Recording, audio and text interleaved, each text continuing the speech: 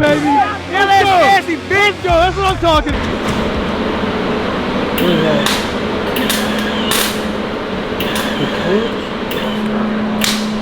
Oh shit, that shit's gonna burn your brains off. That's more wire. Sim says look, more wire.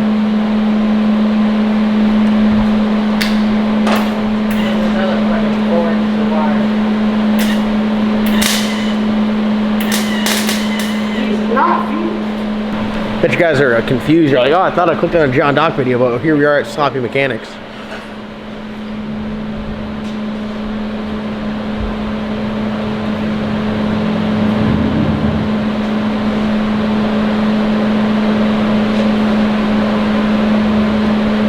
Oh, did he get it? No. Damn it! That would not have passed the damn X-ray. I can tell you that right now. Oh! Oh! Is that a caterpillar or what? Is that a caterpillar? Talk to him. Talk your shit. Talk your shit. Look at that. Talk Look your at that. shit. Now watch it break right off. Oh my god. That looks horrendous. The amount of force you're putting on that should not be. Oh! Tell me your technique. What do you do to make it happen? You gotta go a little bit tighter before you go looser. I don't you do that a lot, don't you? Yeah.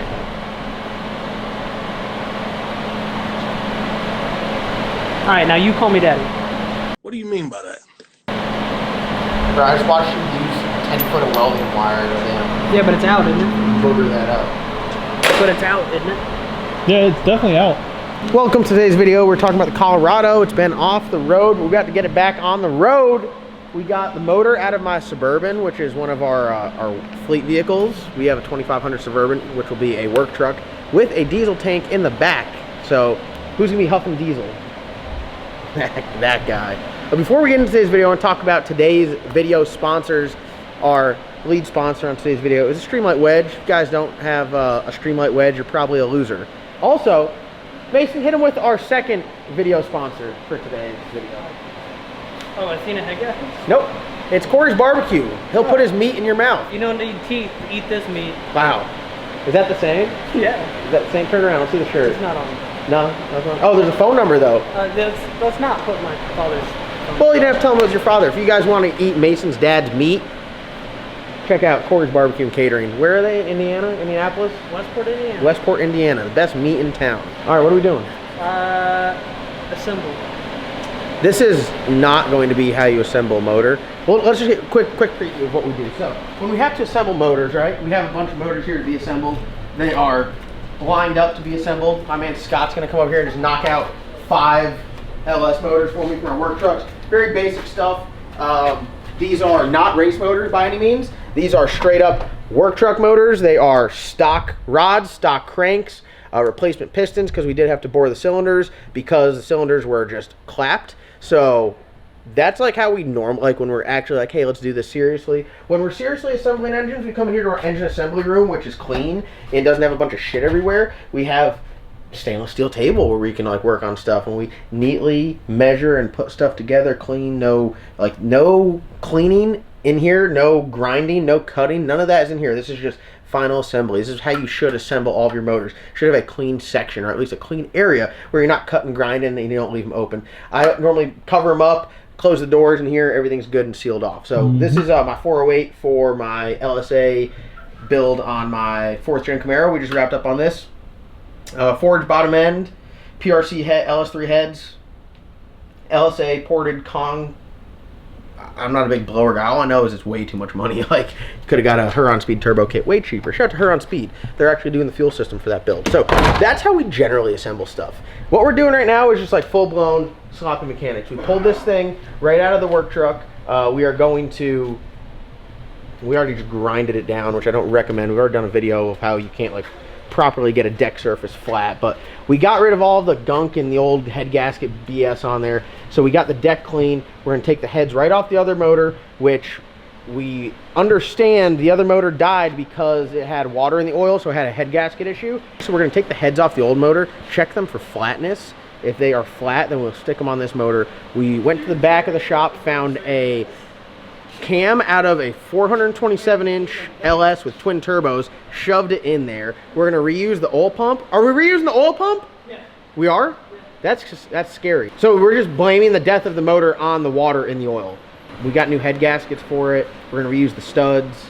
This is like as junkyard as possible. We're literally taking a $400 bottom end out of a work truck, and we're gonna take everything off this other motor, slap it in there, and we're gonna be in plus $400 in parts. Yeah, some gaskets you have to get new, like head gaskets. The oil pan, probably oil pan gasket we've reused. The LS motor has a great oil pan gasket design, no leaks or anything like that. The front cover, we're going to reuse, valley cover, all that fun stuff. So we should have a very budget-friendly rebuild. This is what the LS is. It's one of the greatest motors ever because you can literally do this. Is if you don't have a like super catastrophic failure which destroys everything, you can take some stuff off of it, put it on your new motor, and save a bunch of money. Very budget-friendly. So we are going to be sloppy mechanicking the hell out of this. I don't recommend you guys doing what we're doing, but if you like living on the wild side, go ahead and do it. Don't reuse head gaskets though. That's like the thing. Don't reuse those.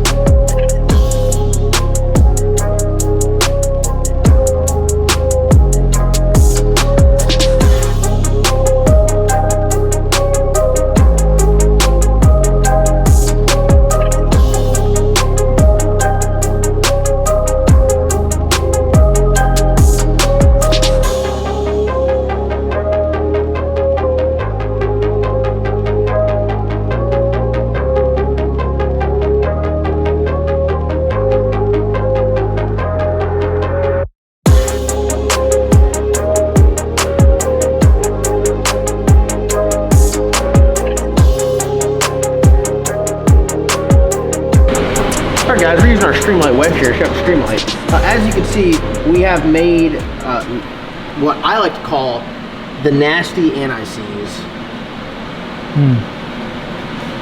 That's not good. That is not good. I don't think we ever really got our head gasket issue under control. Oh, is this a bearing? Yeah, we knocked a bearing out of it. The question is, what bearing? Also, the question is, we're going to clean all this stuff and reuse it, so how's that going to go?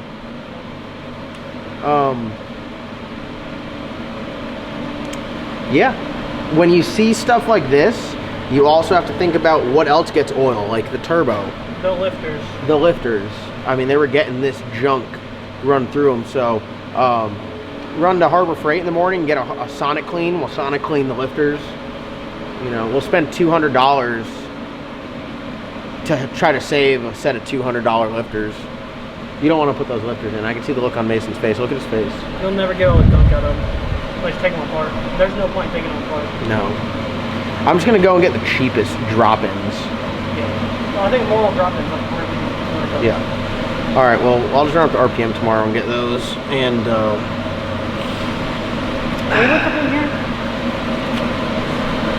yeah, I mean, I don't see a bearing. What we got up in here? I don't see a bearing hanging out of it. More than likely a rod bearing. Yeah, I'm sure.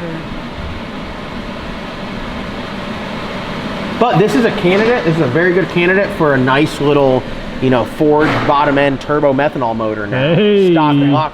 Oh, you find it? Let me see. I could tell because I could see the crack in the cap, like, spread. It's got a bunch of room. Is it loose? I heard it wiggle. Yeah. You hate to see it, you know. For those that don't know, you should not be able to grab any rod cap and move the rod. You really hate to see it, you know. The LS is such a good motor, and then you just get a bunch of idiots. Neanderthals. I think it only hurt that one. We'll find out. This oil pan, this is what I'm talking about. The LS has the best gasket system. It literally has the best gasket system out of any engine ever created. That's why the LS, that's like, for people that don't understand when they're like, oh, you know, I'm a small block Ford guy. All you're saying is like, oh, I have stock in Permatex and I have a cock gun full of damn First of all, you got multiple cock guns, but you got one that is just meant for gray RTV. That's like, oh, small block Ford. So we had to postpone last night because we didn't have bread. I know that sounds kind of crazy, but we need bread to remove the pilot bearing. So Mason, Sloppy Mason, tell them about this sloppy hack. Oh, well, if you don't have a pilot bearing puller, you can just stuff bread in it. Sometimes grease works, but you have to have something that fits really tight in here to use grease, but bread's not so bad, and you just keep stuffing it in there. Eventually it fills the snout of the crankshaft and then starts pushing the pilot bearing out. So we're using bread to build a motor. Bread. What's your bread of choice? You like white, wheat, rye? White bread, like some good soft white bread works really good, but our choice today is hot dog buns. Hot dog buns. All right, let's see this in action. I've never seen this before. Me personally, I'm not a big manual transmission guy, so I don't have to do this often. But for those of you guys at home that are big manual guys, you know, save the manuals. This is it right here. This is potato bread, but it looks like a hot dog bun to me. Let's see this. So what's your technique here? You just keep hammering it in? Literally just stuff it in there. Okay, interesting.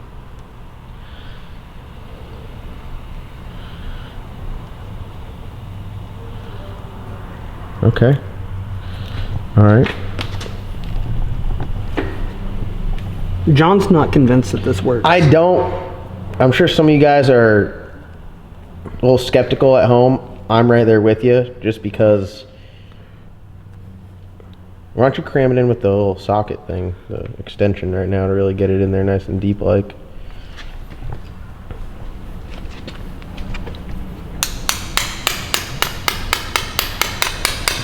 I'm just not sold on this yet. It takes a lot. Yeah, I can imagine, because that's a pretty big cavity back there. Oh, you can't see. I don't know. I don't have just an open crank that's available right near us. It's a pretty substantial cavity that needs to be filled with bread. Oh, this is interesting to say the least. It's a moving target, which is also... It's an odd technique that you have too, because I would roll them up into little like bread joints that were narrower than the hole that you're trying to cram it in, but you just are going with like complete disregard.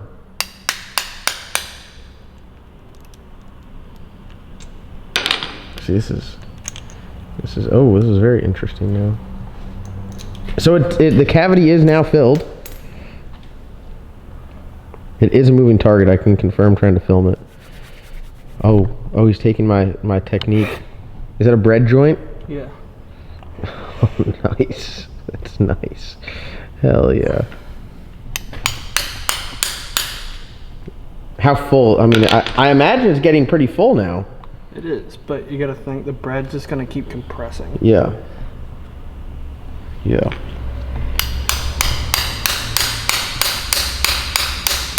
Oh, it moved. Dude, it moved. Yeah, it worked. It freaking moved. What in the world?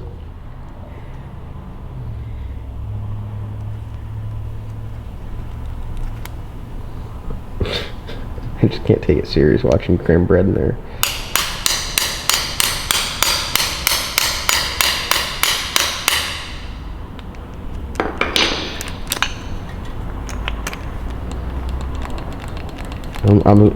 I'm shook right now. I might need a pair of pliers. Or just a bigger hammer. Just keep hammering that shit in there. So we're at one potato roll, so I think they come in 12 packs, so you can pull 12 pilot bearings out per pack.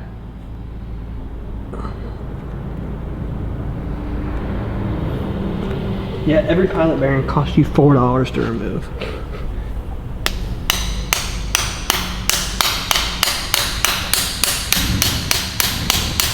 All right, now you're compressing the bread. How do you get the bread out of the crank at the end of the day? I mean, that's easy, because once the pilot bearing's out, oh, then you can just like scrape it. Out. How much will it cost for you to eat the bread after? Oh, really cram it in there. Really get in there now. I hope this makes on the Sloppy Mechanics page. This is like, a lot of people do this. This isn't like a new thing. No? Oh. Yeah, I definitely feel like a lot of people know about this. I literally no idea. I had zero clue about that this is a thing. Other people use bread for sustenance, not pilot bearing removal. But I mean, hey, it out of all the hacks I've seen, this one seems to be quite efficient.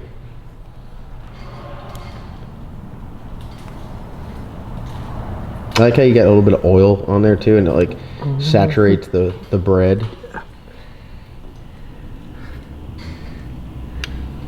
Most of the oil is actually coming from my fingers.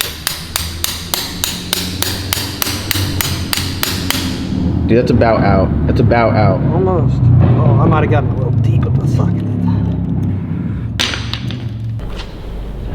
This might be the one right here. Is this the one? Oh! Damn it, actually. It's so annoying.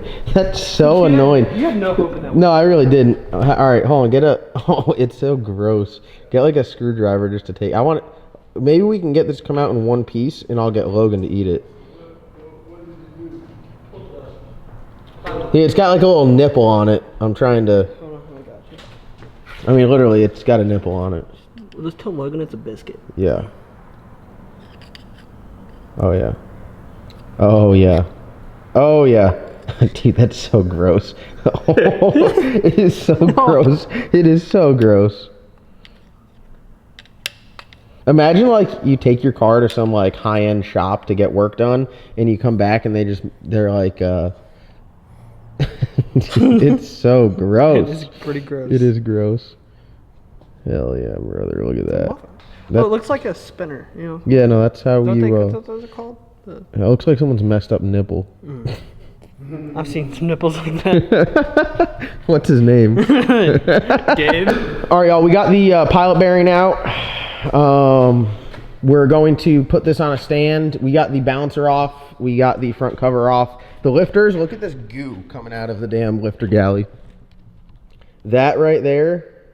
Here, my hands aren't dirty, Mason. You go and get you a finger full of that and tell me what it's like. Oh, look at it. It's just like... It's like... It feels like anise. Like, it is just... Yeah, that ain't good. So we're not going to use the lifters. The oil pump is not a nice oil pump. That's not like a Melon or anything. That's just like a good old stock GM dealio. Good old pumps. So do you want to honestly, you want to reuse that? Well, we'll take it apart. Yeah, just pop the cover off of it, clean it out. We'll look at it. If there's scarring on the face or if anything, there's scarring in it, it's junk. then we won't. But the cam gear, I guess it doesn't matter if it's 4-pole or 2-pole or whatever, because we're going to be going off of the sensor in the back because we're switching over to 24 tooth. So this will work. Everything will work. I mean, everything will be good. Yeah, I mean, it's pretty simple. So all we need from this is the crank. At this point, the crank sensor. no, we need a different crank sensor. We don't even need. Oh yeah, this is 24 tooth, yeah. So I need to go to the part store and get a crank sensor for a 99 Camaro because I had a 24X motor. The cam sensor's good. The oil pressure sensor's good. We'll pop the heads off of it. We'll get this on a stand. The cam we're not using because we put a turbo cam. We went from all motor cam to a turbo cam. This is a stage 3 BTR LS3 cam. Is that what it is? Yeah. Hell yeah. So Like NA? yes. Oh, hell yeah. So this is not even close to the correct cam. Yeah, it's like it probably was just Blowing the boost out the exhaust. 4.8 with a ginormous camshaft. Just doesn't So work. that's a 427-inch twin turbo camshaft. So still massive cam, but now it's in a 6-liter. So we're probably closer. Yeah. We're closer. Yeah. This thing here, I don't know if the heads would do it, but it probably would have made power to 7,500 plus. Yeah. No, it was. I mean, it was making a ton of power when we cut it off. So the 6-liter should make more power. But I'm gonna end this video and edit it and get it out to you guys. When we check back, we should have most of the motor, at least the short block, together with the lifters and all that stuff in there, and then we'll just be slapping the heads on. We are gonna check these heads for straightness though. So that's what we got going on, making progress on the Colorado. Good to be back in the shop. We spent a lot of time not working on stuff. It's good to be back. So we're going to get this knocked out. I'm going to edit this video. Thank you guys so much for watching. If you guys haven't gone down and clicked that subscribe button, I'm going to try to be making more consistent uploads. And we'll see you guys in the next upload.